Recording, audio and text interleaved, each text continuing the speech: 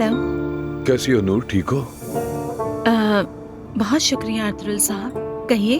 मैं कल से एक ही चीज सोच रहा हूँ मगर अब तक कंफ्यूज हूँ। तुम्हारे बाबा से भी मुलाकात हुई मगर हर कोई अलग अलग बात कर रहा है। अगर ये मेरी बेटी का मामला ना होता तो मैं तुम्हें तकलीफ नहीं देता, मगर बेहतर होगा हम दोनों बैठकर एक मर्तबा सुकून से बात कर लें, अगर तुम्हें मुनासिब लगता है तो। अच्छा, बिल्कुल ठीक है अर्तुल साहब, हम मेहर के लिए आएंगे। तुम्हारा बहुत शुक्रिया।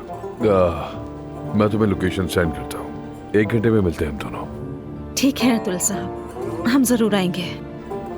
शुक्रिया।